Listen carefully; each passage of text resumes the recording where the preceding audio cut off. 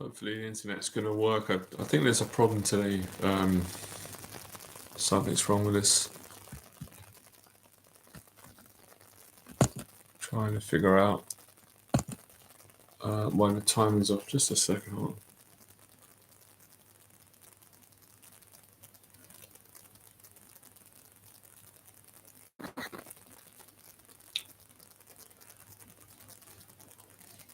It's really bizarre, guys. Sorry, I don't know what it's like for you, but for me, the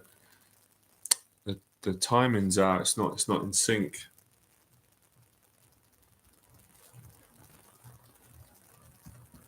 What is going on?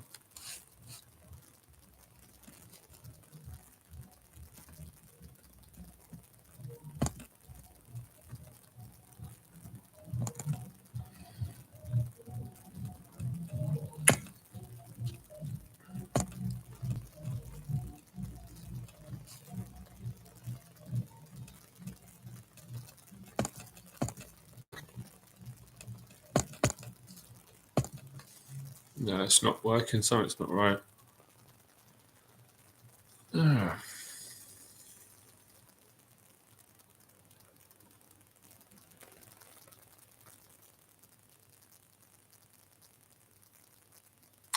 It's weird. The last few times I've tried to do live streams, something keeps stopping me from doing it. Maybe it's a sign. I'm going to change something. It's really weird. Let me try it on my phone. Yeah, it's time to get a new laptop.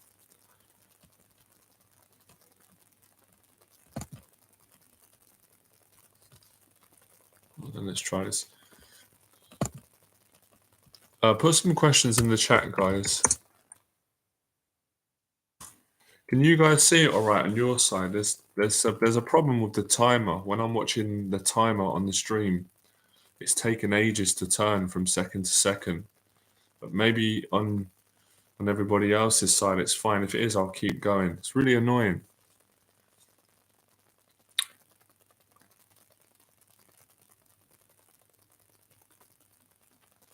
Freezing up. I was really in the mood for a stream today. I've been putting this off for about an hour. I had a really good day today with the gym. I shot some really good YouTube videos, brilliant one. And I had my healthy dinner. I had a great day. And I felt bad about not doing the stream for everybody. So I don't know what's going on with this computer. I'm definitely going to buy a new one. I keep saying that. I bought a new mic today. I'm improving all the equipment. It's really annoying it does this. Especially when I'm really in the mood to do this today. Let's see if we can get through it. Yeah, the time is just frozen. This is bizarre. Turn a negative into a positive. Definitely going to buy a new laptop. Let's see if I can. What would be causing this? Maybe I've probably got too much information on the computer with the videos I've been editing. Let's have a look. Slowing the computer down.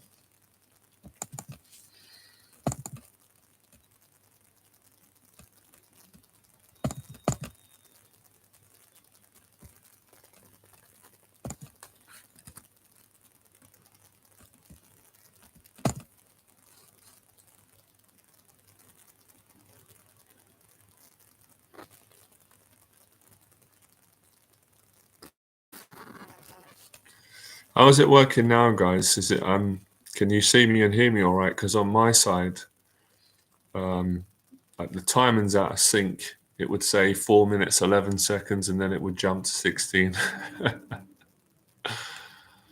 There are always forces trying to stop you doing positive things. This has been the story of. Okay, you can hear me then. It just must be a glitch with a timer. I must ignore it. It's quite off-putting. It's hard not to look at the timer when you're speaking on the stream.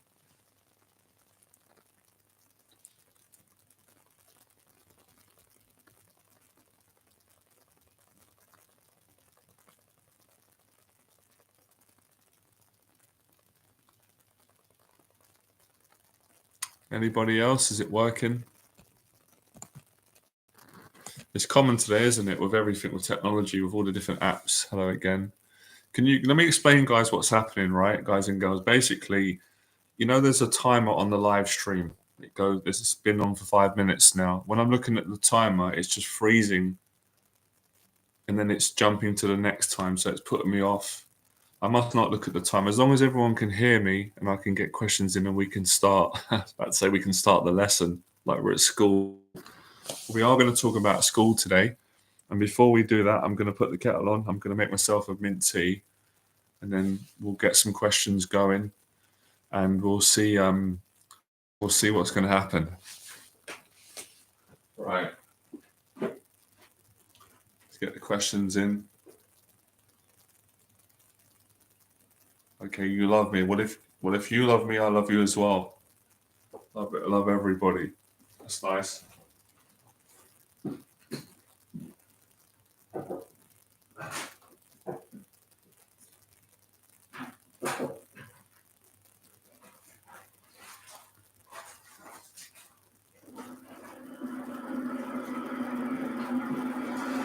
Right, I'll tell you what I'm going to do, right?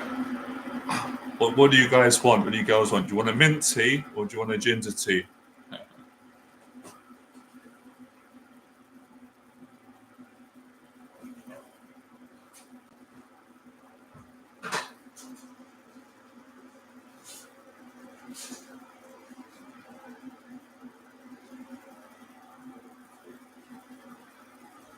Literally, just give me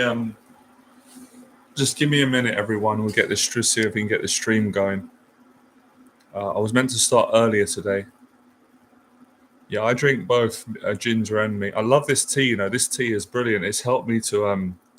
I'll do a video on the channel about this because I'm mentoring a lot of the clients and everyone on the platforms on eating healthy. And drinking the tea has helped me to stop drinking, cola, Pepsi, fizzy drinks. I was addicted to them. They're not good for you, too many of them. Once in a while.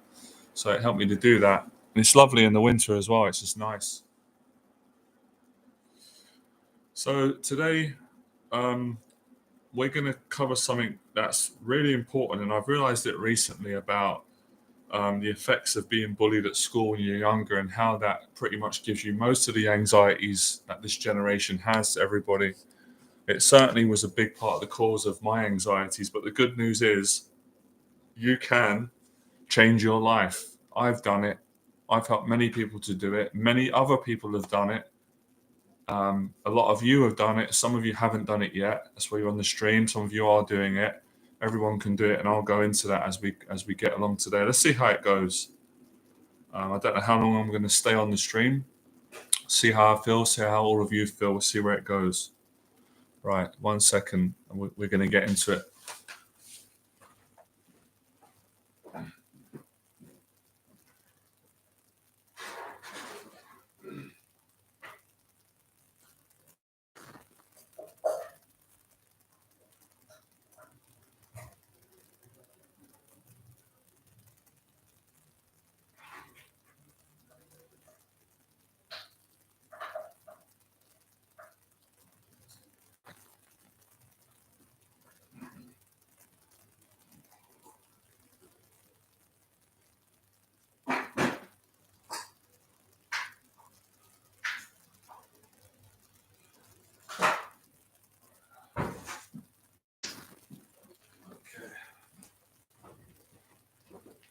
All right.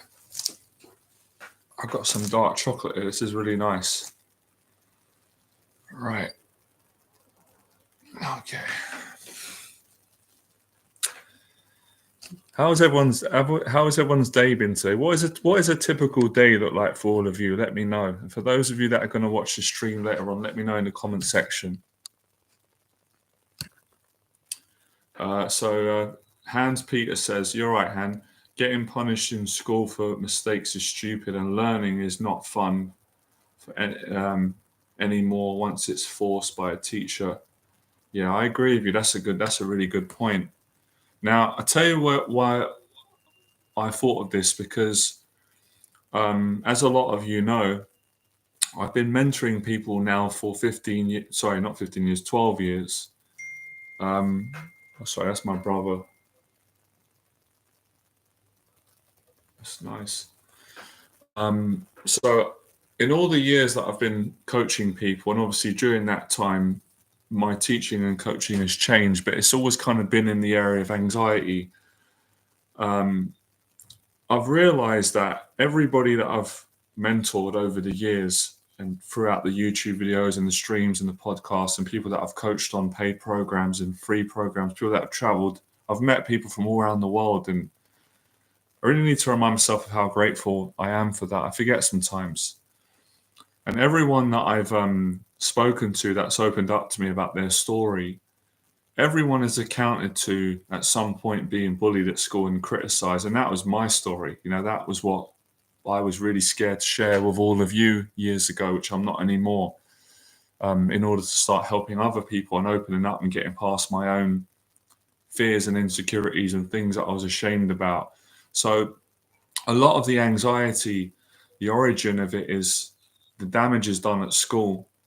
But the good news is what I've said in this title, you can use the pain and the shame and the anxiety and the social anxiety and all these fears that you've developed as a consequence of being bullied at school. You can use that to create your dream life. And that's what I've done and continue to do for the last 20 years. And that's a good thing. That means there's hope. You actually can do that. Now, is it easy to do that? No, it's not easy. Is it pain-free? No, it's not pain-free. But is it worth it? 100% it's worth it. It's definitely worth it. But there's a lot of work that you need to do. And I think the hardest thing you guys and girls can fill in, it certainly has been for me.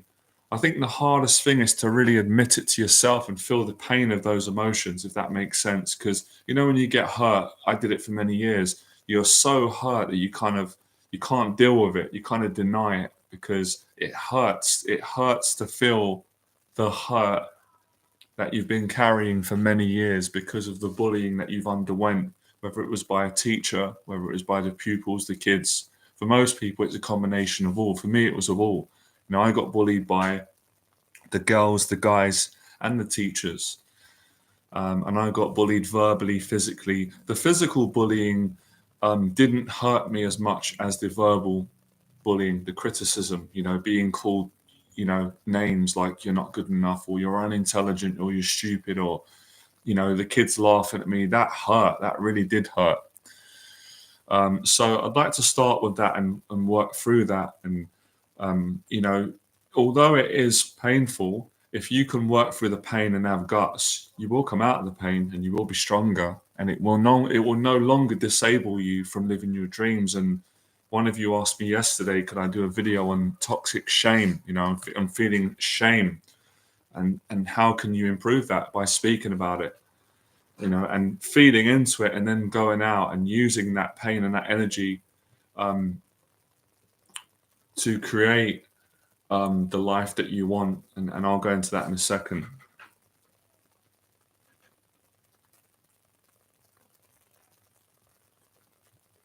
Yeah, I'm based in London. Yeah. I'm going to read something I wrote earlier just to continue with this. I just want to educate more people on this matter. Yeah, I think it's the same for most people. Most people, yes, some anxiety is genetic. I think it definitely runs in my family, and I've inherited some of that. But I think the majority of my anxieties were from bullying. So it was learned because I didn't have like massive social anxiety. And when I was really young, I'm sure, like everyone, please let me know, guys, make this a two-way conversation.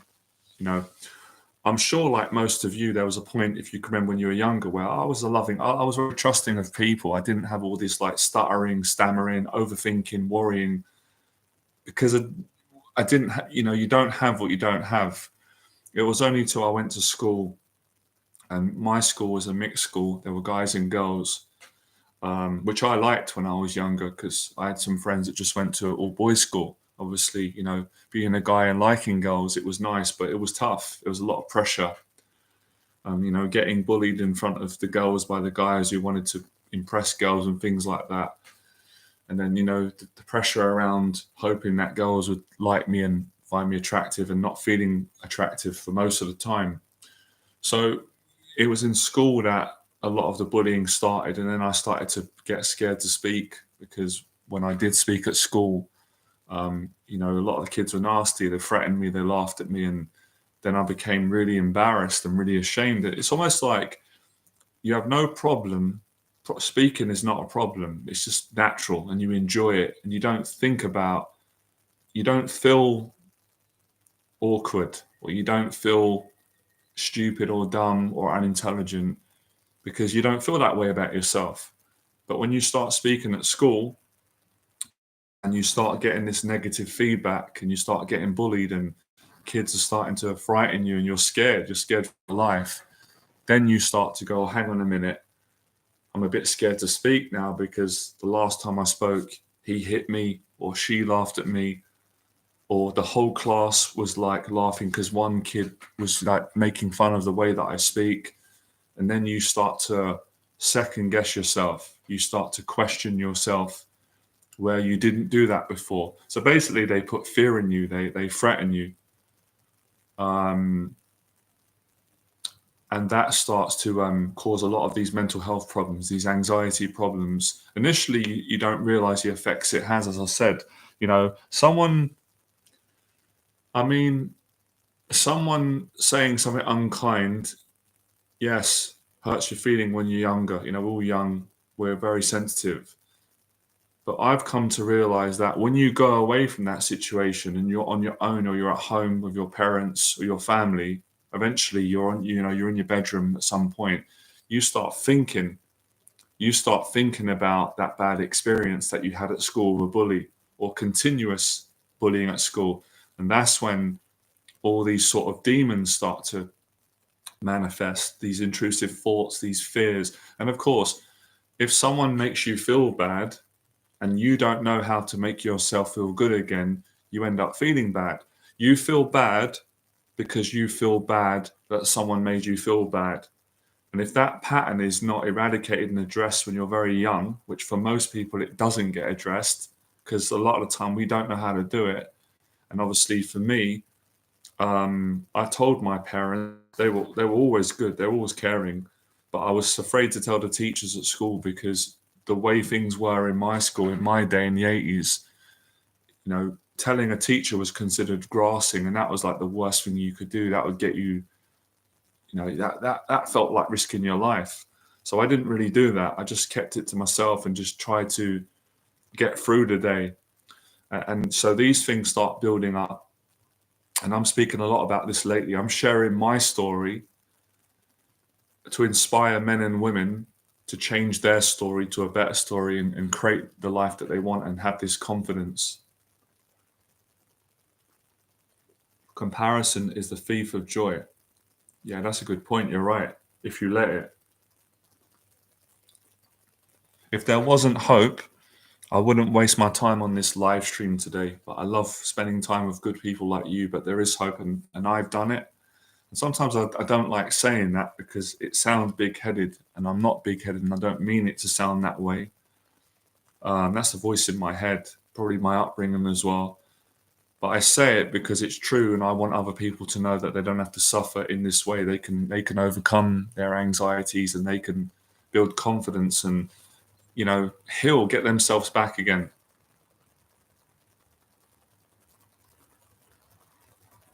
So I'll read this bit. I wrote this earlier. I must write a book. I want to write a book next year. I've been doing a lot of writing. I've been really enjoying it. I recommend any of you do writing. Okay, so I wrote this earlier. Where is it?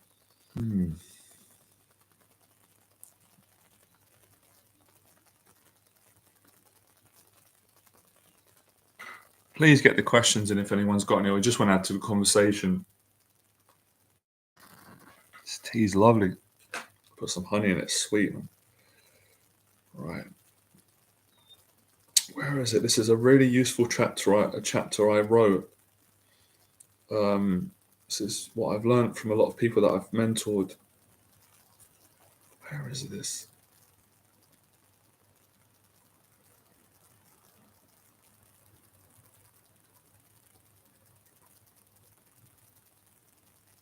What happens when you need it?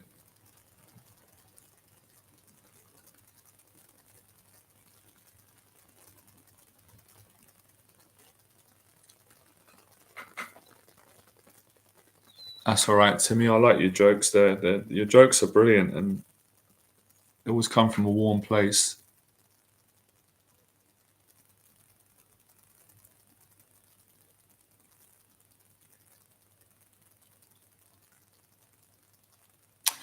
Well, you've already answered that question, Mr. D, what you've said. And talking about chasing women, sleeping around, causing anxiety and depression, certainly did for me. That's why I packed it in. But I can't judge anyone who's doing that or done that, because I did that in my life until I had a mental health breakdown, and I found my faith again, and I realized that I didn't want to live that lifestyle anymore. But at the end of the day, I can't judge anyone who's doing that because I did it, but I learned from it. But if you're asking me, did it make me happy? No, it didn't in the end. What you said, it made me depressed. Not straight away, like a lot of addictions. And yes, it gave me more anxiety later on. But obviously I had to go through that and learn from that. So it's a tricky one because I get a lot of guys asking me these questions a lot. But at the end of the day, if I'm working with someone and they're paying me to really help them, and I always want the best for my clients or anyone that asks me, I'll tell them that that lifestyle isn't good. If you want to have good mental health, I'd recommend really living your purpose in your life and really focusing on getting a proper a relationship with the right woman. But again, not everyone's going to agree with me because they're going to be in different places. But obviously, I'm 40 years of age now. I'm older, wiser. I've learned. I mean, I learned this when I was younger, in my 30s. But yeah, I think that sort of lifestyle in the end, it catches up with you. And so yeah, I wouldn't recommend it, but I wouldn't judge anyone who's doing it because I did it, and I understand that it's not easy life. None of us are perfect, but yeah, I wouldn't recommend it. If people are asking me and saying, "Do you recommend doing that?" I would recommend it.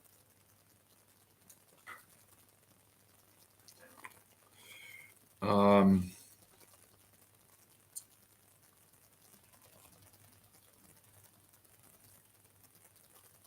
oh, absolutely not. I didn't take it that way. I didn't think that you were judging me for that. And even if you did, I would be neutral about it. Um, yeah, I'm totally fine you asking me that. I had this conversation with one of my close clients. He was great. We had a conversation about this, and I said to him, "I'm not preaching on you, but as you're paying me to help you." And he really appreciated it, and he chose. That's his choice. He's chose not to go for that lifestyle, and he's really happy. He's doing really well. And I said to him, the way he's going, he's going to meet an amazing woman because he's a really good man, and hopefully he can learn from my mistakes because he's younger than me. So if I can teach anyone anything, I can teach a lot of things. People let me, especially guys. Maybe guys can learn from my testimony. The fact that I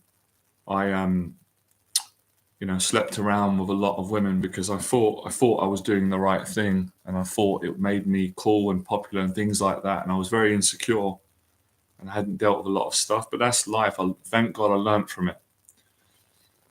So I haven't got a problem people asking me about that. I'll be sharing that more. I've got a big testimony and two big stories that I've been sharing about my mental health. That's some of it. That's not all of it though. But at the end of the day, I think men and women have got to learn, because at the end of the day, you can tell someone what you believe in your heart to be the right thing to do in life, but they're an adult at the end of the day. They're going to make their own choices, if that makes sense. These sensitive subjects, it's like saying to people, you shouldn't drink alcohol, you shouldn't take drugs. I think that's true, but it can upset people and offend them.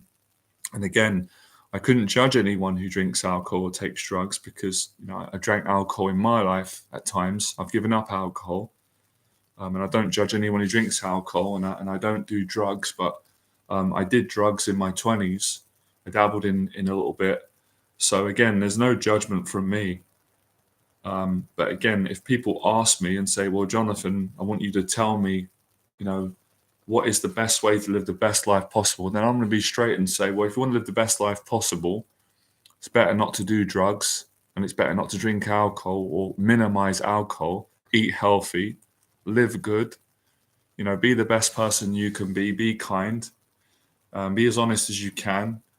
And, that's how you get a better relationship with yourself. So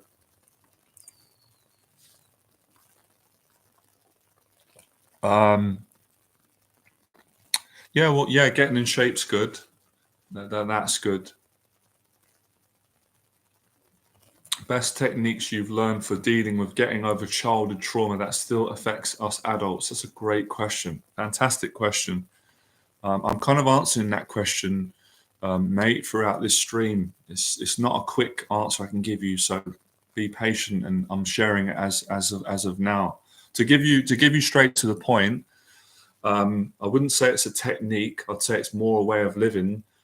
I think the best thing for men and women who've got anxiety, which is pretty much everyone till they address it, is to live their purpose. When I started to live my purpose, my trauma and my pain started to, the pain started to heal, the anxiety started to lessen, and the confidence started to increase. And I don't know if people can tell, but you can kind of hear in my voice that I've healed a lot. There is a lot more peace than perhaps there was 5 years ago. If you watch my videos, and I had confidence then, but there was a lot of pain. There was a lot of unaddressed trauma. You can kind of hear it. You could hear it in my voice, the pain, the sort of, you can hear it in someone's voice, I believe. So, exercising, eating healthy, communicating, getting help, getting therapy, getting mentorship, coming on live streams, this whole area of rebuilding your confidence and basically having the courage to open up and talk about your issues with someone that you trust, or these are all ways in which you overcome it. A lot of it is confessionary, so confessing out the pain, the trauma, what happened to you. And I do that all the time through sharing my story to inspire people. And although a lot of people are scared to do it at the start, I was scared, very, very frightened of opening up and saying, these are the things that I'm really ashamed of or I'm frightened of. But the more you do it, the more you actually enjoy doing it. I hope this can give a lot of you confidence, anyone listening, but I really enjoy talking about my insecurities and my anxieties. A lot of them I've overcome. Some of them I still deal with on a daily basis, but I enjoy talking about it. It makes me feel honest. It gives me confidence. It stops me caring about what other people think, and it takes away past feelings of regret or shame, and it's healing. And I love to share it with good people like you that appreciate it, that it will help.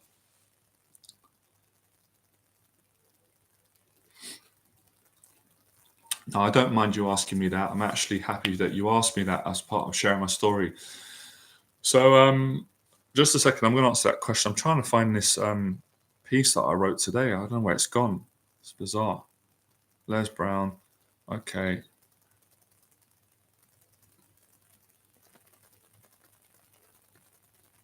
I got it. Brilliant. I found it. Okay, I'm going to ask you a question. I've got this thing. Okay, so you asked me the question. If you don't, no, I don't mind you asking. It's really very polite. Why do you think you experience anxiety, depression, and the mental health breakdown, despite sleeping with women that you wanted? Well, the doctors didn't know. They didn't have an answer. Because my parents were concerned, obviously, and they were asking the doctors, what's wrong with my son, and I was asking them, and I wasn't diagnosed with like any particular mental health label like bipolar or schizophrenia or being psychotic or having they said no, there was no diagnosis. They said I had a psychotic episode, which is quite common, but they didn't know the reason. And I've come up with my own reasons, and it was a number of factors. Number one, um, the pressure of being successful in my old life. I put a lot of energy into that, and I had an amazing life back then. But I overdid it. I worked too hard. I was working. I don't regret it. Don't regret it at all. But at the time, I probably was coaching too many people. I was, running a business on my own, doing many things, relationships, and my nan died. My nan died, which affected me. I never really got over that.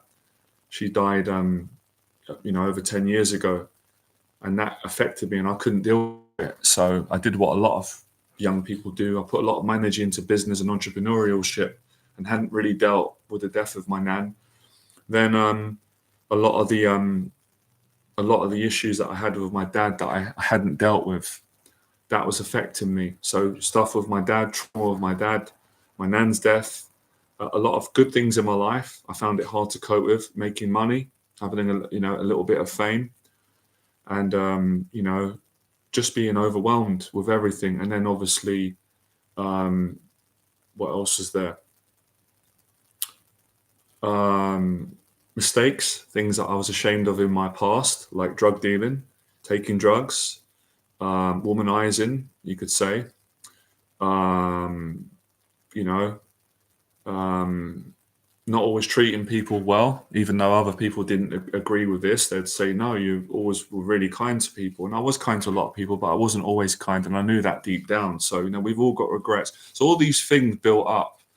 And I got into spirituality. I went very deep, and I wasn't happy anymore. Money didn't make me happy anymore. Dating a lot of women didn't make me happy anymore. And teaching in the dating industry was making me depressed. So I wasn't enjoying my lifestyle anymore. And that's when I realized that I want to change my teaching. But by that time, I'd fallen really unwell, and I didn't know I was unwell. And that's part of really being unwell. I started to get paranoid. I started to hear voices. I started to get intrusive thoughts. I thought I was going to die. A lot of delusions. So with all the information I've just said those are all the reasons. But I can honestly say the mental health breakdown was the best thing that ever happened to me, other than my family, because it's changed me as a person. I like the person I am now, and I've changed my teaching, my lifestyle. I've met so many amazing people. I found my faith again, which was affecting me. That was a big part of it, because I always believed in God growing up, and I still believed in God when I was in the dating industry, but I stopped praying, and I became selfish. I definitely became selfish and too egotistical. Obviously, that wasn't all that I was, but I knew that deep down. And those things catch up with you. They affect you over time. You don't realize it. And I think I had a lot of fake people around me, but that's down to me. A lot of backslappers, a lot of yes men. That's part of life, and I take responsibility. So that was affecting me. People draining me. A lot of people only want things. They don't want to be around you when they want things. And again, I don't take that personal anymore. That's why I've only got good people around me. But I had to learn these things. My boundaries were weak, because I was easily flattered by people, because of underneath I had very low self-esteem. So despite, yes, it was really brave what I'd done. Helped a lot of people. I don't regret that. Had a lovely girlfriend in that time. I'm pleased to say for most of the time I treated her well. She was lovely to me, love of my life at the time. So I wouldn't have met her on this journey. So there were a lot of positives, but yeah, a lot of things caught up with me. The relationship with my dad started to really affect me, but that was all good, because now the relationship with my dad has really improved. Thank God. In the name of Jesus, man, thank God. So that's healed me a lot, and I'm a much better person. I know I am. I feel it. I'm a lot more confident, a lot more caring about all those things.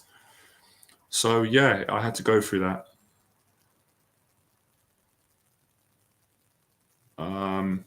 I drank myself to oblivion because of I think I know who you are, right? You're my friend. You changed your name. 36, almost 37, is still young. I'm a loner who doesn't trust anyone. Great to see you, friend. Good to see you, man. I like your honesty. I hope that can change for you one day. I really do, mate. I know what that feels like. I didn't trust people very easily as well.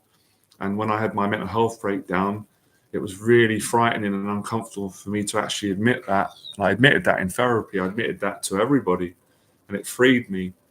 And now I've got to a good place with that. And I'm going to make some videos on that. So, yeah, we've back to the bullying. That was affecting me too. See, it's funny because for a lot of people that I know on this journey, especially people that have done similar to what I've done, they've had a lot of, they've had low self-esteem, they've had these confidence issues, they've had anxiety, they've got motivated, which is great. They've gone out, they've faced their fears, they've built up a lot of confidence, kind of externally. They've been positive, they've achieved success or a certain level of financial success and a certain level of fame, and they've achieved things in their life and they've transformed, which is fantastic. But then they don't realize that they've still got issues that they haven't addressed. And no amount of money, no amount of women or alcohol or drugs or fame or validation or likes on Instagram or YouTube, no amount of that stuff is going to fix the pain that you haven't dealt with. That's a separate matter. And they get to a point where they ask themselves, why have I got all this stuff, but I'm not happy? Or initially that's what happened to me. I was very happy at the start when I had that lifestyle because that's what I thought I wanted. I'm not completely knocking it. I'm not saying that being successful is bad, because I want to be successful again, but not in that way. But these things like really appreciating simple things like today, like we're on the live stream today, we're enjoying it.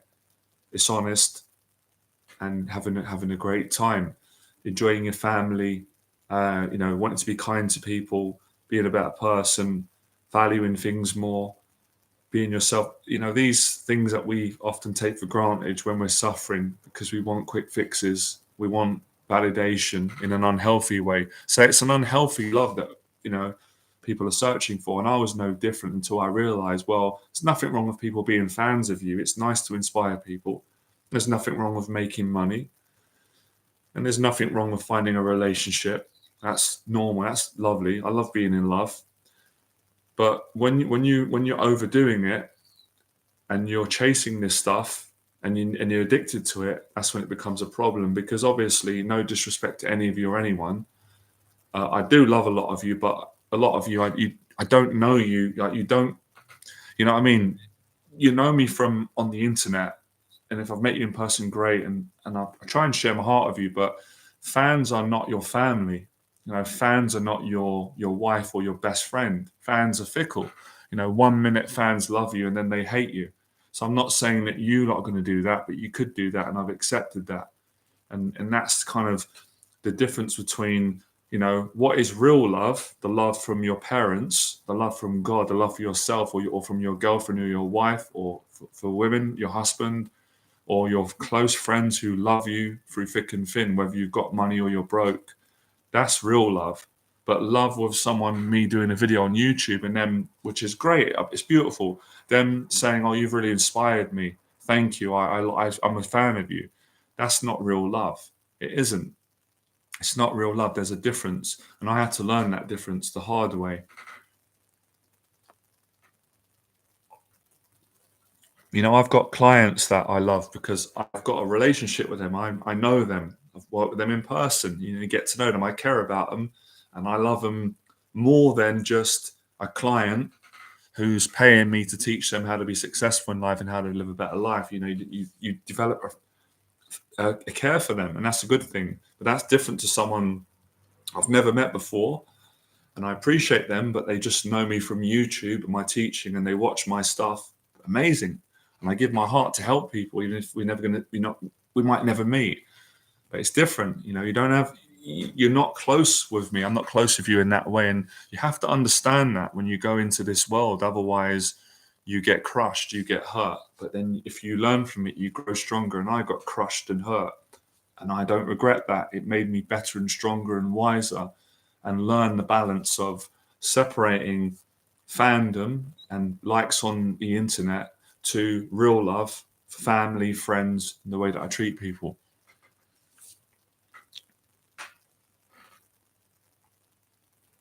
So these are all the things I'm saying are all relevant to today's talk about healing, growing, being a kinder person. And yeah, I had to also learn that even though people might not agree, I didn't really like the way that I was treating people at a certain point, because I was kind as a kid growing up, like all of you. I treated people really well. It's a really kind heart.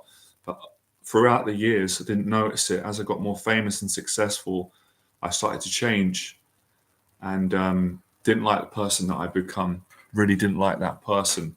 So I had to come back to myself again, and changing really. And you feel the world. You just feel you just feel a lot better, because I don't think anyone wants to live their life feeling that they don't like the person that they are or they've become, when they used to like the person and they don't really like the way that they're relating to other people.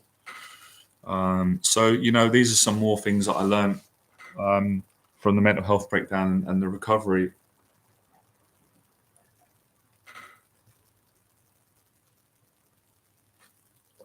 Yeah, let me read this thing out.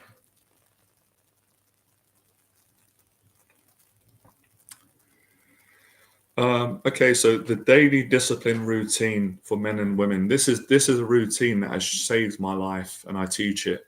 I share it with all of you. Give it free on the platforms, and the paid program that I do, the paid mentorship that I'm doing with Phil.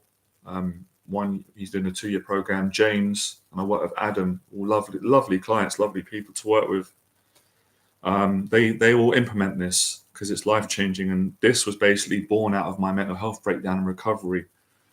So my name is Jonathan O'Halloran. I'm a teacher and mentor. My purpose is to teach people how to overcome their anxiety so they can live their dreams. I do this by sharing my story, and that's a continuation. I'm doing that today. That's one of the ways, and I also do it through my mentorship programs, the paid programs, and also the free programs, the YouTube videos, the streams, the Instagram posts, etc. Educating, motivating, and inspiring men and women to live their dreams. That's another thing that I do. I teach men and women who have anxiety or an anxiety disorder how to build confidence, discipline, courage, accountability, so that they can live their dreams. The daily discipline routine that I'm teaching for men and women, yes, I've already said that was created from me going through the mental health breakdown in 2017 and making a full recovery. These are a lot of the things that I learned about daily living, about the wrong habits and the right habits to live a great life. So, yeah, having a mental health breakdown taught me about the importance of living every day in gratitude and not in defeat. Most people live each day in defeat. They don't do it on purpose. They do it unconsciously, because they let their anxieties get the better of them. People with an anxiety disorder do this because of the trauma that they've suffered from being bullied and abused in their childhood, at school, or in the family household, or wherever their upbringing was. So the trauma creates lots of anxieties. It creates social anxiety, it creates financial anxiety, it creates trust issues, relationship anxiety, health anxiety, all these sorts of OCD, compulsive fears, overthinking, worrying, depression, negative emotions, negative thought patterns, negative stories, depressed moods. If you don't have the courage and the strength and the discipline and the motivation to challenge these anxieties, then unfortunately nothing will change for you. In fact, things will get worse over time, because you'll be continuing to live from a place of trauma and negativity. The daily discipline routine gets you to focus on achieving your goals and dreams instead of running away from them. This is what I taught and I'm teaching my committed client Phil to do. He's managed to build a successful coaching business in less than 12 months Phil is what I call the 10% of people in society who are fully committed to overcoming their anxieties and living their dreams. And so is Adam, my client, and so is James. These are very committed individuals. So obviously, I'm telling all of you, if you want to live your dreams, you've got to be committed. It's a lot of work, but it's worth it. So yeah, that just gives you a lot more understanding on what's going on and what you need to do to improve it. By the way, this just come up, Les Brown. This man changed. I don't know if you could see it. He's changed. Yeah, this man changed my life in my 20s when I was suicidal. This is in my old life when I was literally in hell. You know, in hell mentally and emotionally. Unbelievable man. Yeah.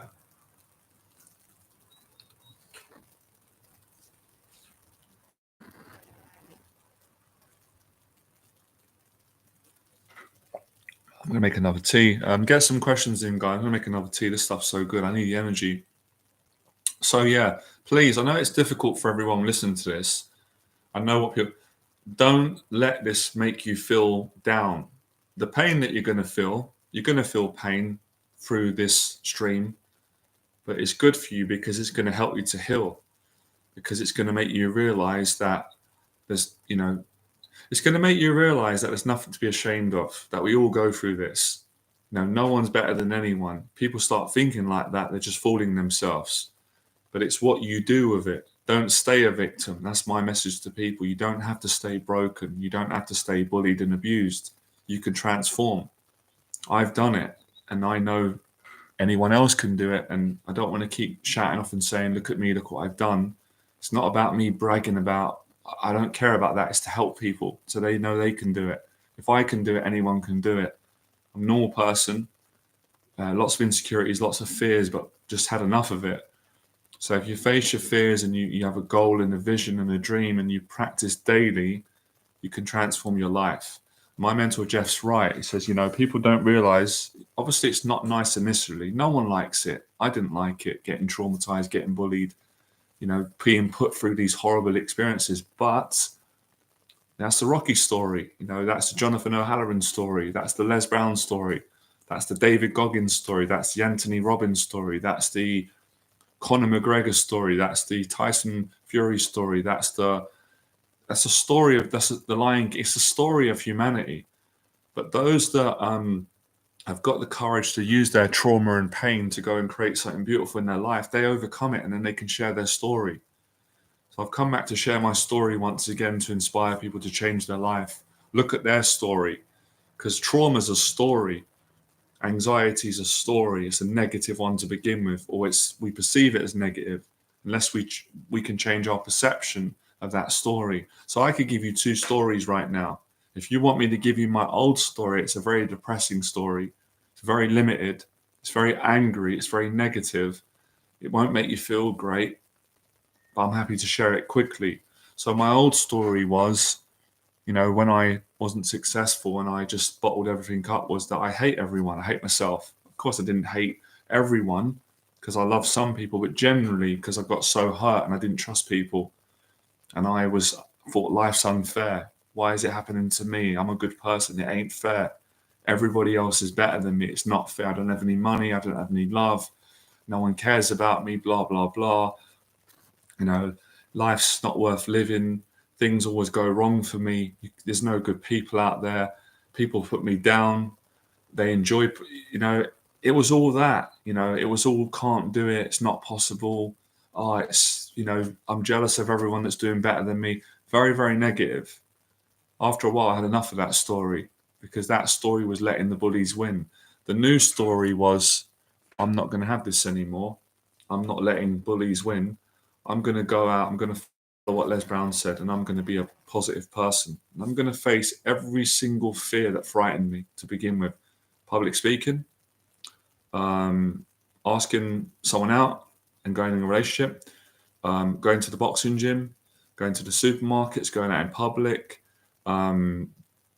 starting a business, making money, learning to sell, learning to stand up for myself, learning to show my vulnerabilities, who I am as a person, my sensitive side, traveling to new places, to restaurants, to other countries, learning new skills, overcoming my fears of spending money, not being frightened of money, of spending money, of receiving money, of losing money, of gaining money, facing my fear of training, swimming.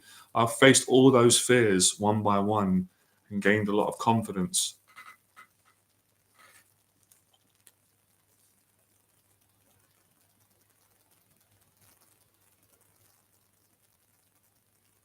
Well, you've really got to start at wanting to make changes, because we could all get lost in that, Hans Peter. We could all say this, that, and there's a lot of information, there's a lot of excuses, there's a lot of blame, which I understand. But if you want to be successful, you've got to cut through all that and say, right, enough is enough. Yeah, forget ego, forget this pain, that name, that person says that psychology, that explanation. That's not going to help you if you don't take action and you don't make a decision to change. So how can we start to change our life and get past the trauma? First thing we can do is we can make the bed when we make up. Now, some people might be saying, Jonathan's gone nuts. Maybe I have. What has that got to do with trauma? Everything. Self-respect, discipline, accountability, respecting other people, respecting your environment. These are the things that a lot of people don't do because they've been broken down by bullies and they feel not good enough. So when you make the bed, what you're really saying is, I'm accountable. I am good enough. I'm not being defeated. Life is good. There are good people out there. I'm going to be a good person. That's what you're telling yourself. Most people don't realize that they're telling themselves every single day that I'm not good enough when they are good enough. So you make the bed, you clean the apartment. Every single day you say thank you. I'll do it right now. I do it like 100 times a day. Thank you, Lord. Thank you for me being on this live stream with these good people. And I've got the opportunity to share my story, inspire them. They're inspiring me. I'm in a nice apartment. I didn't always have a place to stay. I've been homeless at times. I'm healthy. I feel young. I've got nice clothes on. I've got food in the cupboard. I'm paying my rent. My business is going. I've got nice clients. I've got nice friends. I've got a beautiful family. Things are pretty good. I've been to the gym today.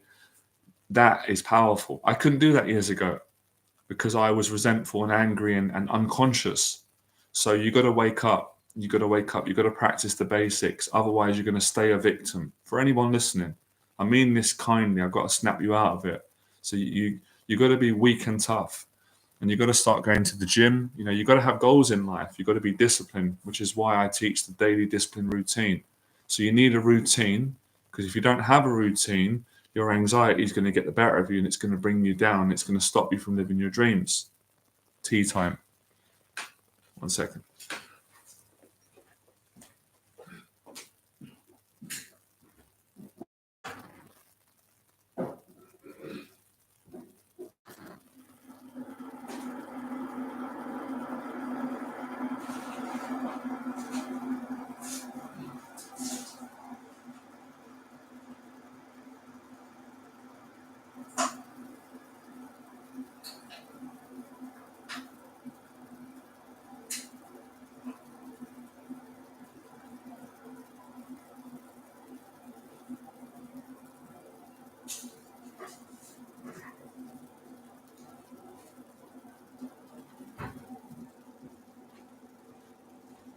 Please get the questions in. I'll get some more questions in. That's correct. Yeah, that's true. My father always said that growing up. I didn't like it when he first said it, but then I appreciated after. The hard truth is respect is earned. It's not given by a man. 100%. 100%. If we want to earn respect, then we got to respect ourselves and we got to respect others, because people won't respect you if you don't respect them and you don't respect yourself. Well said.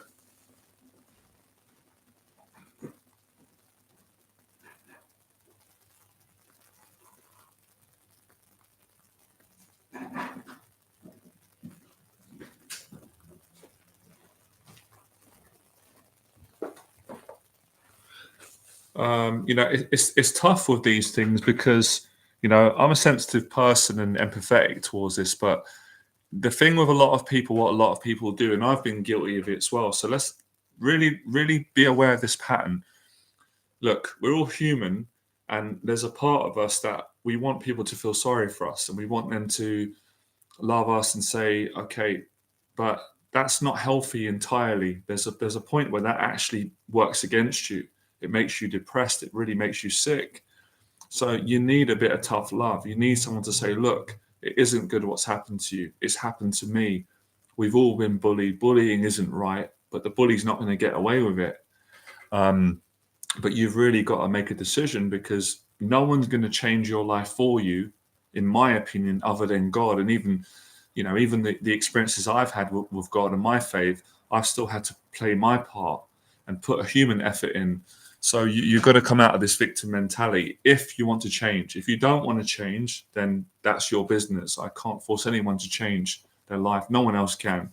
So, you've got to kind of have that toughness in you, which, if I'm being honest, it comes from being vulnerable. So I'm not saying like, oh, you got to be a tough guy all the time. That won't actually work. But you need to be strong in love. You need to surrender.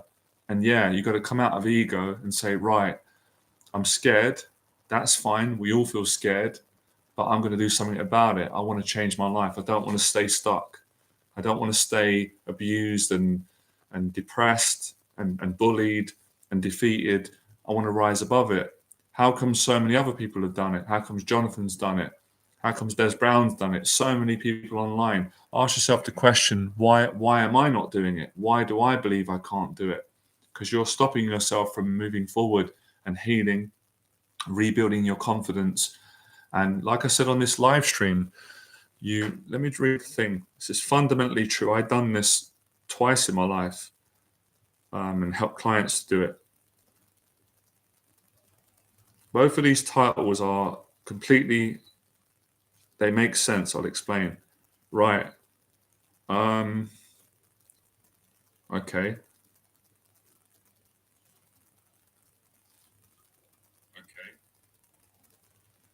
Yes, okay. So bullying and being criticized at school. This is initially what creates most trauma and anxiety for people. So how do you overcome that? Well, you overcome that by using the trauma and the anxiety and the pain and the shame and the blame to create your dream life, because that's energy. Pain is energy. Depression is energy.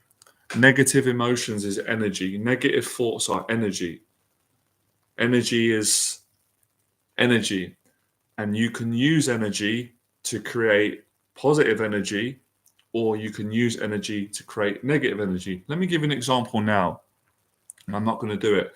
If I start going online and saying horrible things about people and judging them and writing hateful comments on their videos, what kind of energy am I using? I'm using negative energy. How is that going to make me feel? It might feed the ego and the darkness, but it's going to make me feel terrible. It's going to make other people feel bad unless they're strong. And that's just going to add to my trauma. So I'm not getting anywhere. So how can I use negative energy positive? I can actually say nice things about people. I can be kind to people, and I can use the pain to create a business and make money and make an impact. I can use the pain to go and lose 30 pounds in weight and change my diet and improve my health. You guys and girls understanding how this works?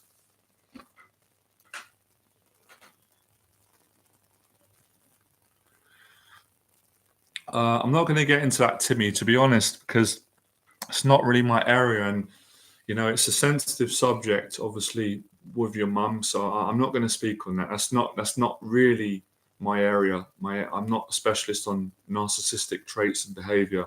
My area of expertise is mentoring people who've got anxiety on how to live their dreams. But I see what you're saying. I think that's probably better off speaking to a therapist, for that matter. I need a little bit of sugar there. So, it's using the energy, and a lot of people, they don't use the energy, and the energy uses them. So the pain needs to be used as fuel to create a better life. But obviously, that takes a lot of courage. That takes a lot of discipline. It takes a lot of accountability, and you've got to work through pain to get to peace and love. You're on fire to me. I don't know how you've got laser vision. I've never met someone on a live stream that can instantly read the label on all my foods in a second, in a heartbeat. You got a gift. Special powers, man. Excuse me.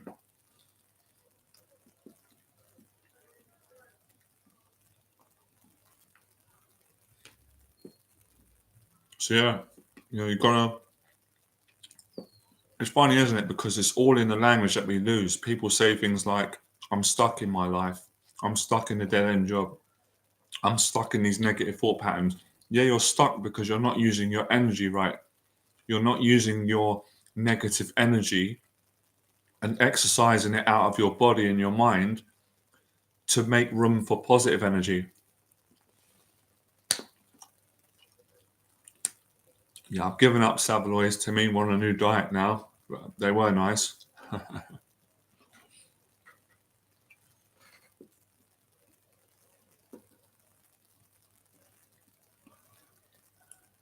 I need fuel for these live streams. It takes a lot out of me, a lot of energy, you see?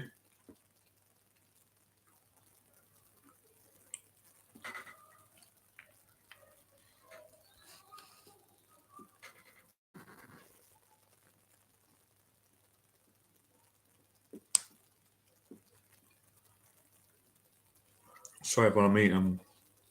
Got to get fuel. So think about that for a second. Don't just think about it. I've got a new word. Feel about it. Feel. Go into your own heart. Um, Too funny. Too funny to me. Different levels of comedy. Brilliant.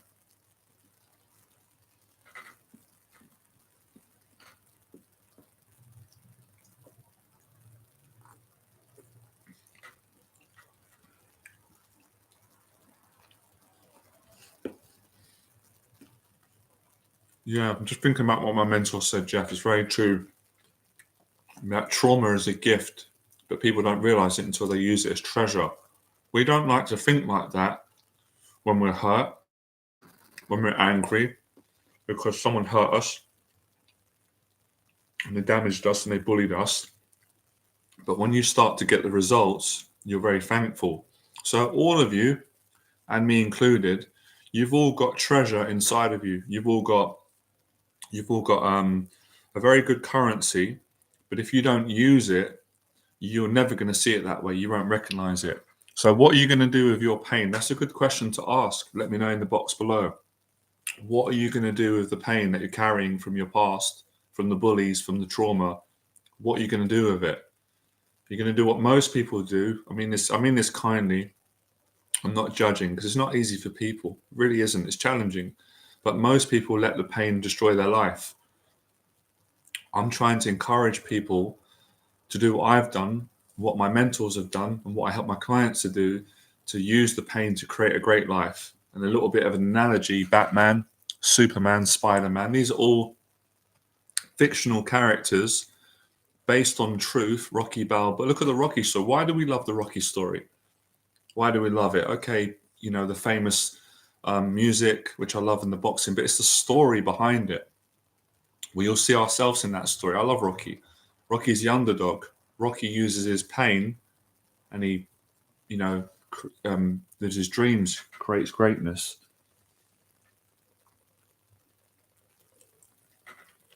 Yeah.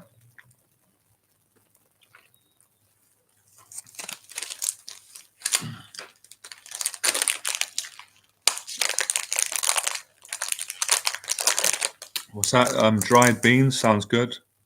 And rice is, yeah, that sounds lovely. I'll do that. I've got rice in there. So, yeah.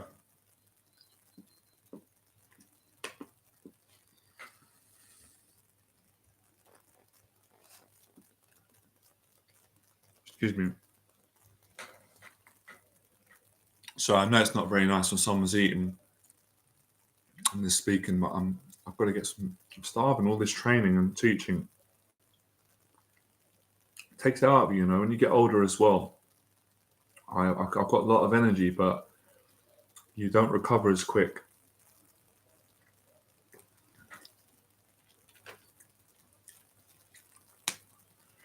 So yeah, you've really got to move forward. You've got to do something with it.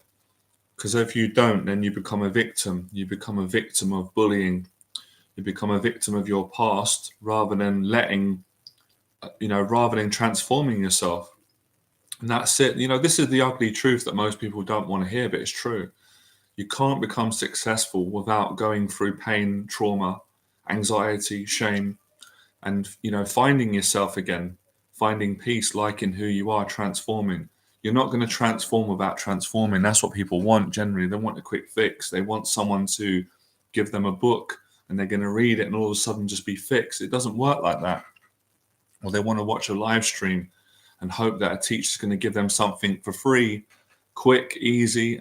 And look, I wish it was all like that, but it's not like that. Life don't work like that. You've got, as you said earlier, you've got to earn it. And unfortunately, or fortunately, however you see it, learning in this way is not pain-free. It's not like reading a book, which is pain-free, intellectual. You read words, you take it in. This is the body. You've got to learn through growing. Pain, discomfort, healing, sacrifice, darkness, good times. It's life, it's reality. People don't want to face reality, but then complain that they're not where they want to be, or things are not improving, or there's always someone to blame. Be careful of that, because there is always someone to blame. I could give you, but there's only one person to be accountable for, and that's yourself, and take responsibility. If you don't do that, you're not going to change. I can't stress that enough.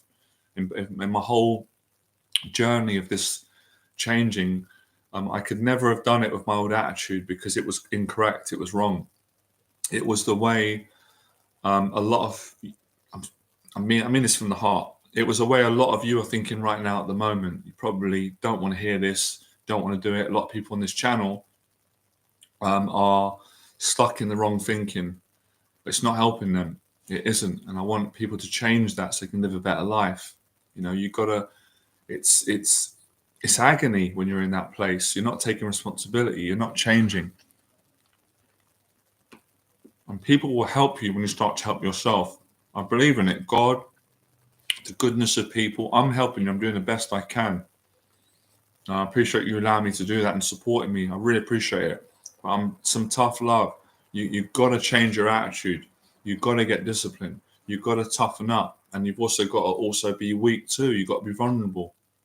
If you try and be too tough, it ain't going to work, because it's fake. It's not going to help you. So there's a balance. Deep down, everyone knows what that is. So, yeah, it's not nice. We all go through it. I got bullied really bad at school. It destroyed me to begin with, but it transformed me in the end, because I didn't let it destroy me. For the first 15 years of my life, I did. And I'll tell you my story again. How did I let bullying destroy me for the first 15 years of my life? I didn't go out and be myself. I didn't travel. I didn't open up.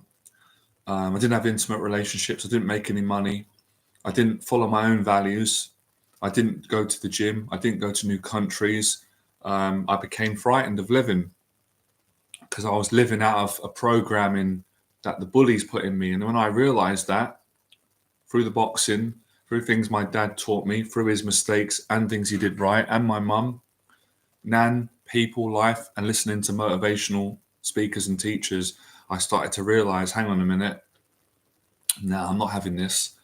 I'm not letting these people do this to me. I'm not letting them win. All the things that they said I can't do, I'm going to go out and do. That's what I did. I built myself up like a superhero, like anyone. Anyone can do this. And I thought to myself, it was common sense to me. How would a person build themselves up? How would they do that? Who's broken down, who's literally rock bottom, who doesn't feel good enough, who is deeply ashamed, who is frightened of life, of people, of judgment. How would a person do that? They'd have to earn that through courageous acts. By, obviously, I'm not perfect, but being good. And in my heart and mind, it was, I have to do public speaking. I have to do it. There's no other way out of here. There's no other way. The bullies done, because the bullies wouldn't let me speak. When I spoke, I got violently attacked. I got threatened. I got called heinous names, and it destroyed my ability to build relationships. If we can't speak from our heart, how can we love? How can we build friendships? You can't. You're inhibited.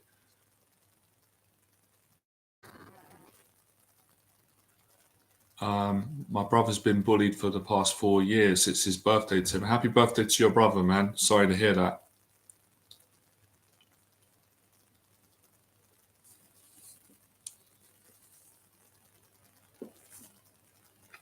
Excuse me. So I realized, I had that realization in Fulham Broadway in my 20s when I was suicidal, anxiety attacks every day, paranoia, trust issues, in such a dark place. Listened to Les Brown's video, cried my eyes out. I cried because he made me happy. He made me know that I'm going to change, and I knew what I needed to do, and I knew that I had to do public speaking, and I loved it. Public speaking is probably one of my biggest joys in life. What I'm doing now. So speaking is important for everyone on this channel.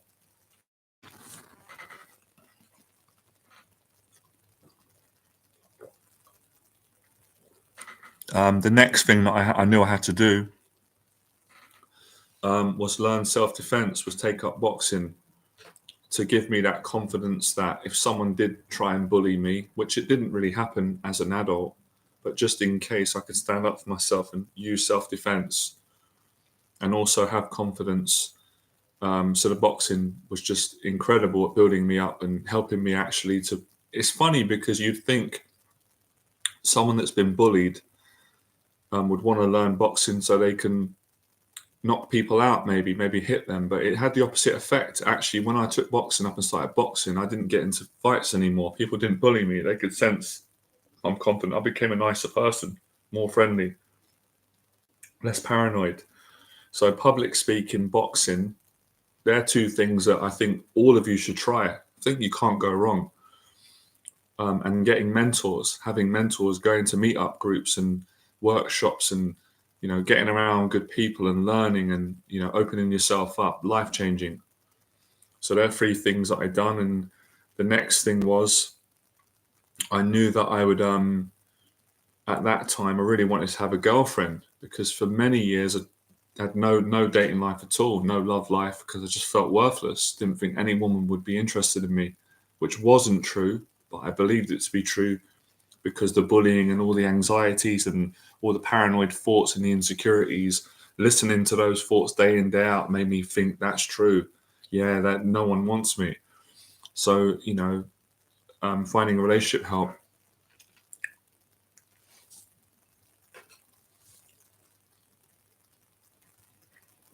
So believe me, man, I'd be very careful for anyone using their time to blame people, because when you're blaming someone, you're just wasting all your energy. You could be using that energy to transform your life. That doesn't mean that people shouldn't be held accountable, and they will be, and you don't get away with treating people bad. None of us do. We've all done it at certain points. We're human. Everyone needs forgiveness, but some have obviously overstepped the mark, and they're not going to get away with it. They're going to have to live with that until they, are remorseful and go through that process, etc. But blaming is, it's not an effective strategy long term. And I tried it; it didn't work. To blame everyone, it just disempowers you. So it's human. Everyone's going to do it, but you have to at some point stop doing that and take responsibility and become a better person. You know what I mean? You don't become a better person by being the same as the bullies were. You're just going to lower yourself to their level. My nan taught me that growing up, and it took me a long time to learn that and realize that and apply that.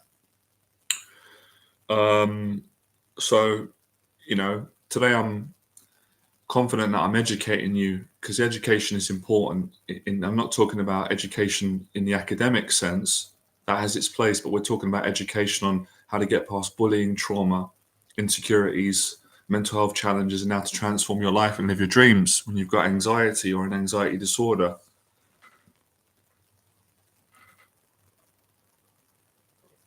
But there's a lot of communication that's needed, like what we're doing now. This helps. It really does, getting things out, with good people, speaking, and then living a positive lifestyle.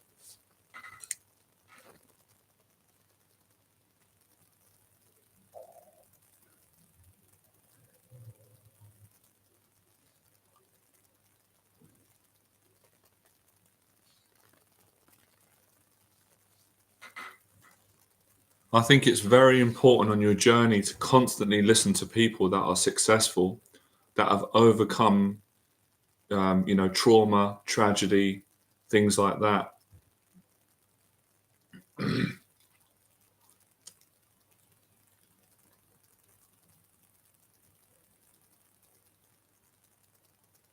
But yeah, it's tough, the things that people go through. It is tough. Life is tough. But there's a lot of things that don't make sense and a lot of things that are not fair. But within that, you've got to find gratitude, because if you don't, it's a life of misery, really. So make it worth it, really. That's how I saw it. I thought, well, I'm gonna make something positive out of the negativity in my life. And when I got into this world of motivation, it was so amazing that there were so many amazing people that had been through what I'd been through, if not worse, but they'd turned their life around, like Les Brown, and they were so positive and so loving, and that inspired me, because I was like, wow. Like, you would think generally that someone who's been treated bad and has been abused and treated like trash would end up being the opposite. But no, these people had the strength in their heart to find a better way and to turn their life around and actually win, beat the bullies with kindness, with love, by transforming. And that's kind of the biblical message, and the message of goodness in anything. So that should be a motivation for those that are really committed to living their dreams and not living out their traumas and their anxiety. So your trauma is a gift, but it won't be a gift until you actually get the results and you actually use it and realize that through gratitude, through discipline, through accountability, through therapy, through mentorship, through motivation, through discipline, through building relationships with good people, through sharing your story. Yeah. Got no opinion on that. I don't look at any of that. I don't watch it, so I don't have an opinion on that. But I do agree with feel it to heal it. That there is a lot of that. I said earlier. There is a lot of that. That helps a lot. It's hard though, but you can do it. Yeah.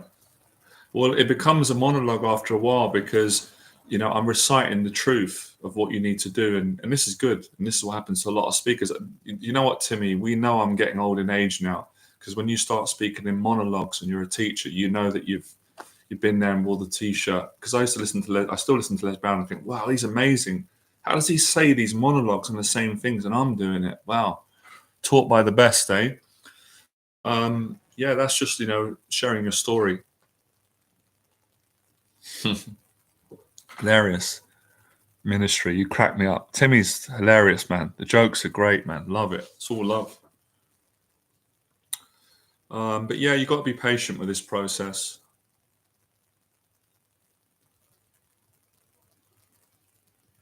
Yeah, it does feel like that. It will get lighter the more you start getting therapy, and that's why it's important that people speak to people. Things like this, it is important. And as I said, I'm very compassionate. It's not easy, but I'm here to tell people that they can do it, because I've done it and I've helped a lot of clients and people all around the world that have done it, men and women. Some people have come from a terrible life. They've been through far. It's usually people that have been through the most pain and tragedy that have gone on and just, you know, turn their life around in just so many ways and become. I think pain forces you in the end into love. When you're in so much pain, and that's a good thing. If you can find anything good in something that initially is not nice and traumatic.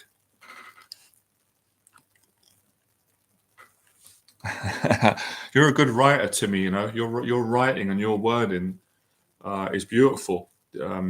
It's poetic. It's Shakespearean. It's philosophical. It's eloquent. Come on now.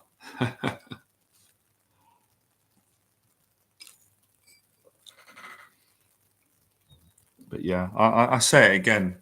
It's not easy. It's not easy. It's not been easy for me. It's not easy. This stuff. It isn't easy, and that's why at times we need to say that. We need to release that. And everybody, if anyone, everyone's honest, they'll admit it. And I'm not scared to admit it and say this journey's not easy. It's not easy at all. But it is beautiful. There is a lot of greatness in it. And I guess I've come back to tell that story and continue to tell it. That's what I liked about Les Brown when I first listened to his stuff, that I trusted him because he didn't lie to me. He said, this isn't going to be easy. It's going to be really challenging, but it's going to be the best thing that you've ever done. And that just, that just touched my heart. Because if he would have said this is going to be easy, I would have known that he's lying. Because deep down it's not going to be easy. How many of you know in this stream, let me know, that what I'm encouraging you to do, what I'm hoping you'll do, deep down it's not going to be easy. Let me know in the comment section. You can write yes if you want.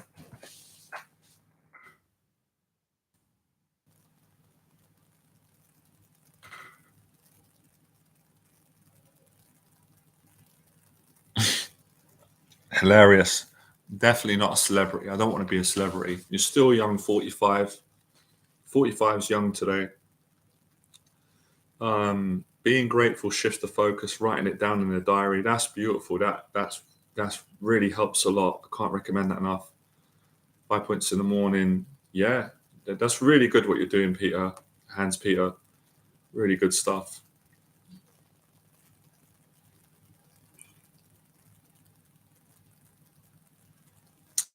A thing that comes to mind is you need support, man. Everyone needs support on this journey. It's as Timmy was saying earlier on, it's too much to bear for anyone. I couldn't do this on my own. I weren't strong enough. All the time. You need help. You need love. You need support. But you also need to, learn to support yourself as well. So it's a combination of all. You need mentors. You need friends. You need other people that are going to open up their hearts and be honest about their struggles as well, so you don't feel like you're on your own, which you're not. And and then you need to have a good time as well. It's not all doom and gloom. It's not all darkness and therapy and anxiety, because it can't just be all that. So it's you got to kind of chip away at this journey, and like any journey, you stick with it. You have a break from it. You live your life. You get help when you need it. You go on your own when you're fine. But yeah, I found it tough. I found it tough on my journey. I'd be lying if I was to say to people that I've found it easy. There was a period where I was like, this is easy, but that was because things were going well for me, and I wasn't being challenged by life, because I worked hard, gone for a certain amount of challenges, got successful, and thought, oh, I've done it now. Oh, it's easy. Yeah, I can tell people live their dreams, but I didn't know. I didn't know that life throws things at you all the time. Things happen to all of us. So, even when you overcome the anxiety, it's not easy. I found it hard being happy. I found that challenging. But within all these things, the one thing that I found at the moment, which is important, and it begins with G, and it's called, if I can spell it right, it's called gratitude. Go. Boxing was the same. When I first started amateur boxing, I kind of knew it was going to be tough, but when I'd never got in the ring, and I was thinking, I was hoping it would be easy and they wouldn't hurt me too bad. I didn't want to get hurt. I didn't want to get beaten up. I wanted to do the beating, but I didn't want to get beaten up. I was scared of getting hit. And when I got in, I was like, oh my goodness, this is too tough. I don't like this. I don't want to be here, man. I'm scared. I want to run out. I want to go home. I want to play video games, or I want to eat a hamburger. I don't want this. This is too brutal. This hurts. And then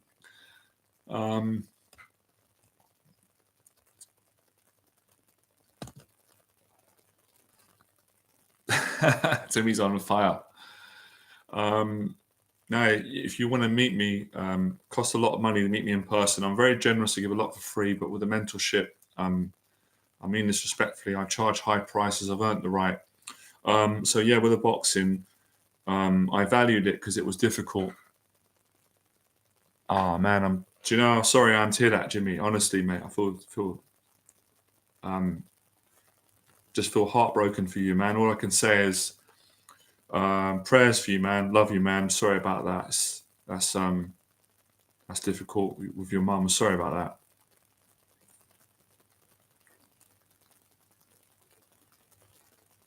that. Please, I hope that you've got some support around you. Don't be on your own. I lost. I weren't going to say this earlier, but I hope this helps. Hope this helps, Jimmy. I lost a friend of mine, my best friend, to. I've been quite nervous to talk about this on this channel. It's been difficult. I lost a friend to suicide a few months ago, and it's absolutely broke my heart. Literally broke my heart. I can't believe it, but I am grateful for having such a good friend, and I'm sure you had a lovely mum, Jimmy. And I lost my nan um, to leukemia like 12 or so years ago, and it's heartbreaking. But what can I say? I'm trying to find the right gratitude. It's it just makes you appreciate life and to live each day as best as you can. And they're always in your heart. But it's not easy. I'm not going to lie to you. I don't deal with death easy. It hurts. It does. But keep the support around you, Jimmy, mate. I'm sorry that happened. But it's hard to say this, but we're all going to go through it. We're all going to die eventually, and we're all going to lose our parents. And I can't believe I'm saying that now because it used to scare me. My dad used to always say this to me to try and help me. Yeah, definitely, man. Definitely. Yeah, it's been tough. Do you know the thing that's helped me get through it, Jimmy, is good people like you, is my clients teaching, and the fact that I had such a good friendship with my friend. Absolutely loved him. He loved me to death. And yeah, just it's a tough one. It is tough. But my faith has got me through, and I've got good family and friends, and probably like you with your mum, definitely. I think about my friend every day, and just yeah, I just appreciate him. It's like he's still with me. I feel emotional when I talk about it. He's in my heart. Yeah, it does. It does do that. It does. You do, don't you? You do. You feel lonely when it happens, but it will get easier a bit over time. My dad lost his mum at a young age, and I was crying. My dad tells me about that, but he gave me a lot of wisdom from that. But yeah, man, my prayers are with you, Jimmy, man. Sorry about that.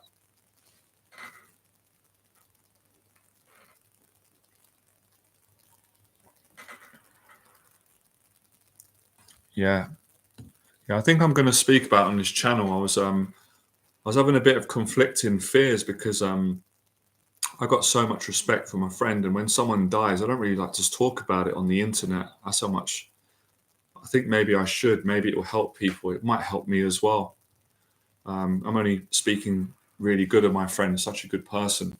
He doesn't even realize, he probably does realize that he's helping so many of you because he helped me through his friendship. And the reason why I'm in this shape is because of my friend, because he mentored me and just an absolute, what can I say, man? Loved him, great friend. And I'm going to continue to pass on what he taught me. And our time has been priceless. I think people on this channel would really appreciate if I speak about it. I think I should face that fear. I had to really think, am I doing the right thing? Because a lot of people are going through it, and that's one of my motivations to speak more out about these things because I've experienced it. It's really difficult. But it gives you. My friend said it to me the other day. He said to me, "It's not nice when someone dies that you love. Of course, it's not nice. It's heartbreaking, but it gives you a strength because the love that you have for them and the appreciation." It gives you strength. My nan gave me strength. When my nan died, I was heartbroken. That was before I started in the dating industry, when none of you knew me. And the strength that I got from that death of my nan, because of how much I loved her and what she meant to me. And that's what I'm saying earlier on. I mean this respectfully. The trauma, the pain is strength if we use it. And this is life. At the end of the day, it is life. We are all going to die. And that's why you've got to make the most of it and live it to the best. So it's a shame for everyone not to live their best life, being that it's short. We don't know how long we're going to be here.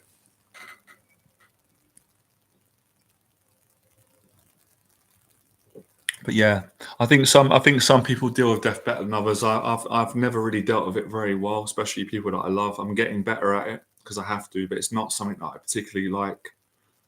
But I'm here to talk the truth and help people, and that's the next part of what needs to be spoken about, and that is an anxiety. So it will help people. And like I said, when I was younger growing up, I know a lot of you appreciate this. My dad was great in many ways. He knew that I had a fear of death, and he always tried to prepare me and say, "Look, you got to prepare. Me and your mum are going to die one day, and you need to be strong. Of course, you're going to be sad, and you don't want that to happen, but it's the reality of life." And it's only been in the recent months that I've gotten a little bit stronger with death, because I've had to deal with it, with losing a close friend, and looking at my own mortality as I've become the tender age of 40, and appreciating things and seeing what we all go through in life.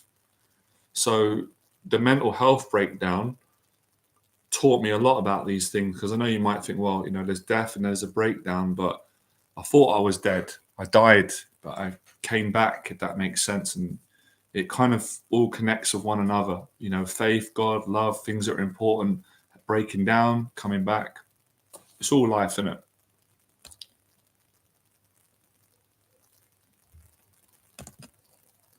But I do think we need to speak about these things. That's how you're going to get through it. Bottling these things up, it just tortures you, it just kills you inside. So a big part of getting past anxiety, I keep saying it, and I keep learning it lately, really on a deep level, is talking about it, confession. That's where a lot of the healing comes in. I think all of you would agree, men and women, especially men, getting things out helps. But yeah, Jimmy, I don't know what your relationships are like, but make sure you're not on your own, mate. Don't be on your own too long. Make sure that you've got people around you, because that does help support.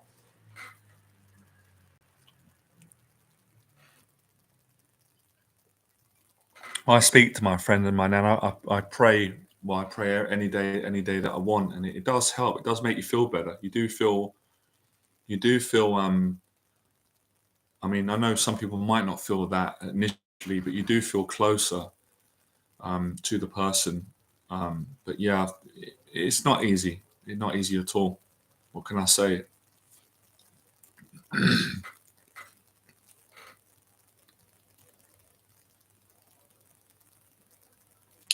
Yeah, it does. You're right. 100%. Keeping fear bottled up drains you, and it causes you trauma and pain.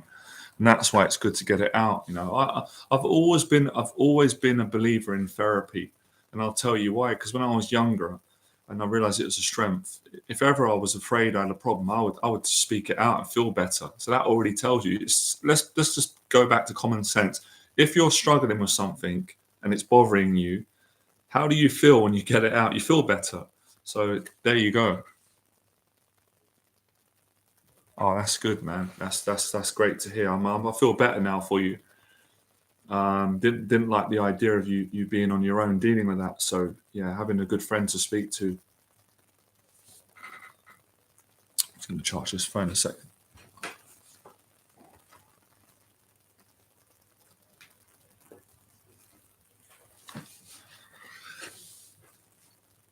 Well, we're on the topic of anxiety, and not to depress everyone. Again, perspective. This should inspire you. I think the root cause of all anxiety is fear of death. That's the truth. That's what I've come to understand, and you can go further with that. And I've been studying a lot of this stuff, been enjoying it from some really good teachers. And uncertainty is the root cause of anxiety, but the uncertainty, you keep going, and it's the fear of death, and then it's the fear of where do we go after that. Everyone's got their own beliefs, which I respect, the unknown, and that's kind of the root origin. And then the fear of not all these fears, not being loved, abandonment. So it's no wonder that humanity and all of us struggle with anxiety.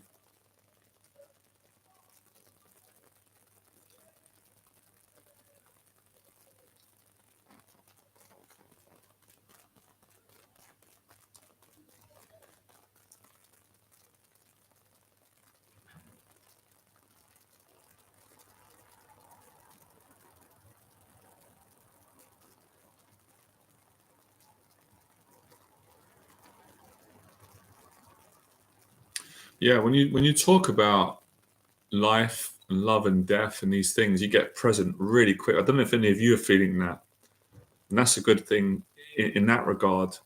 I was feeling pretty present earlier on, but when you talk about these truthful things, there's something unique in the human spirit, which is beautiful. I need to reflect on this more because I do this with my friends. You know, we have these. I had this with my actual friend who passed away. We talked about every. It was amazing, amazing. You know, we talked about all the things that everyone on this channel is interested in. We talked about life, about death, about spirituality, about God, um, about relationships, you know, comedy, all the good conversations that any good friend would have. And it's you know you really do experience a great spiritual connection when you can talk so truthfully. I know a lot of people don't like to do it. I love it. Food for the soul. A lot of people are frightened by it because they don't want to be reminded of reality in life and death. But I don't know. I feel like that actually does the opposite. It makes you feel closer to love, closer to people, closer to God or the truth, or not fearing death as much. Definitely going to do another video on this. Definitely has to be covered. Jimmy, you've really inspired me today because I didn't know that you were going to share that. I'm sorry, wholeheartedly, really deeply sorry about your mum. I've got a mother, but I hope you'll feel good knowing that you've inspired a lot of people with your honesty, and you got me talking about something that I certainly was scared to talk about on this platform, and I think it's going to help a lot of people. And those that are uneasy, I respect that. Then they don't have to stay on the channel and listen to it.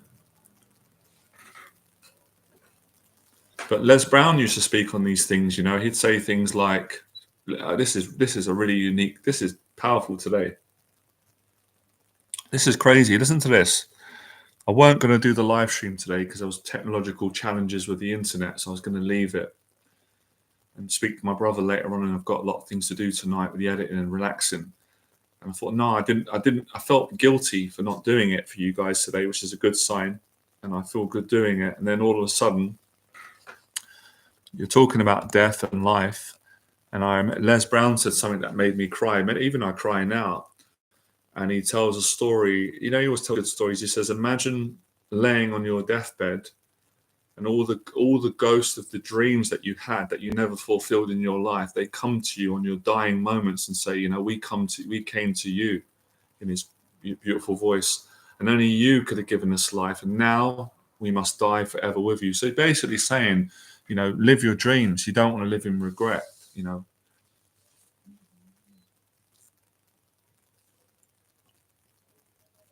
Oh, really? Wow.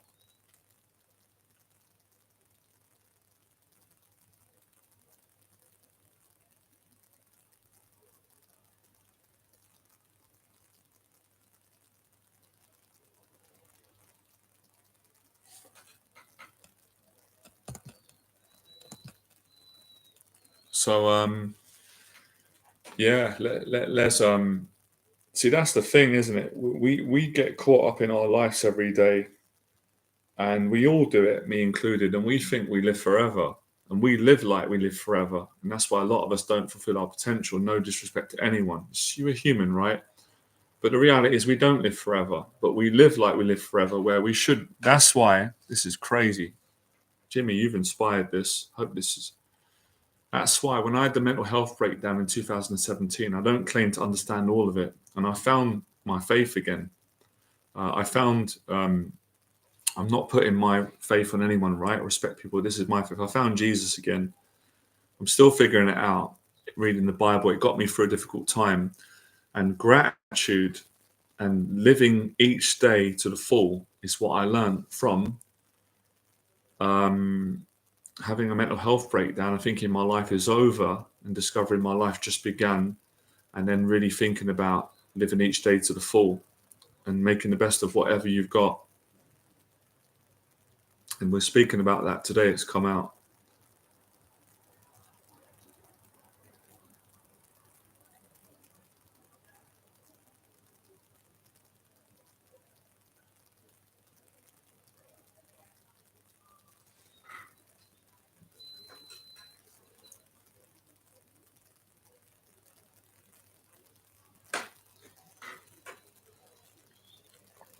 We are coming to the end, guys. I think that there'll be enough today. We really went for it today. It was good. We really got to we got to the truth, man. And if there's any motivation, we're all gonna die eventually. So appreciate each and every day, because nothing's guaranteed. It isn't. And appreciate everyone and do the best you can, and don't let the past stop you from enjoying your life and living your dreams. Or even if people lately, I've kind of been thinking about this. When I say I'm helping people to live their dreams, which I am, not everybody might be designed to go out and be a multi-millionaire, or to have a following on YouTube, or to be a successful businessman, or a successful sportsman or boxer. But for people to just appreciate the life that they've got, whatever they're doing, live each day in gratitude.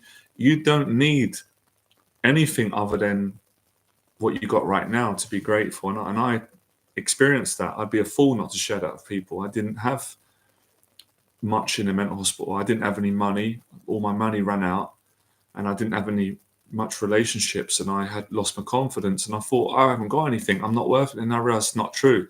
I found gratitude. Everyone's got gratitude. Gratitude is deep, very deep. It's your heart, it's your spirit, it's appreciating being alive. It's appreciating having some chocolate in your hand, having a tea, having a bit of food, a place to sleep. It's the bare minimum of daily living and existence, and anything other than that is a bonus. So to live each day in gratitude is to be thankful for what you've got, despite the challenges that we all have, the fears that we've got, the anxieties, the pressures. Gratitude wipes all that out, but obviously that takes practice. And I can't force people to find gratitude, because I found it by accident through breaking down. But to remind you and inspire you to find it. And we all had it when we were kids. You're grateful and you were happy. So gratitude helps a lot, especially when you lose people, when people die that are close to you. And it's funny enough, the more gratitude you've got, the more you attract successful things anyway. It has a way of drawing those things in. But yeah, if you don't have anything, you just have gratitude. And I mean this respectfully. Even someone who's homeless, I've been there, can have gratitude. Whatever you've got. I had it. I experienced that. So really go away and think about life, love, gratitude, appreciating. And final thoughts. Anyone got any final thoughts before I end this? Anyone want to add to it? In regards to losing people, for me, remembering the times of them is a way that you can go about having them in your heart, praying, appreciating them. And yeah, I'd rather go back into time with the people that I love than be who's this? My brother?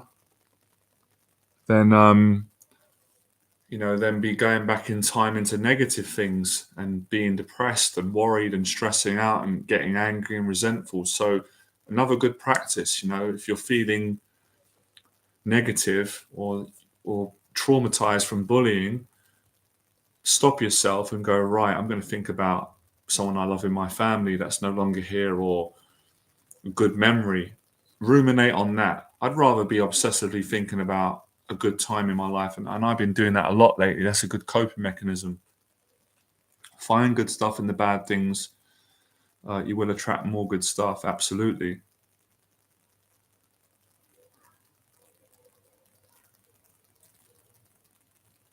Yeah, to be continued. I am going to go away. It hasn't been easy for me to talk about death. Not an easy subject, but I'm realizing that you can do it in a positive way. And I'm going to talk. Well, we've done it today already. And thanks for Jimmy for inspiring that. And sorry about your mum, Jimmy, but you're you'll get some support. You get through it. As we've all going to go through that. It's inevitable. Just a question of when. So I will talk on it and touch on it. But yeah, live your purpose, live your dreams. That helps a lot. And try and be kind to other people, and live each day to the full. There's not really much more that anyone can do than that. So we'll end it there. to the next one. I've got a good video that I'm going to be uploading. I appreciate everyone coming on, and share the message. I want to inspire more men and women that have got anxiety to live their dreams or to live each day in gratitude. Do what we've done today. This is a very gratitude conversation, mentoring session, live stream, whatever you want to call it. And I appreciate all the support. Have a good weekend, and I'll see all of you very shortly in the next video. All right, appreciate all of you. Thank you.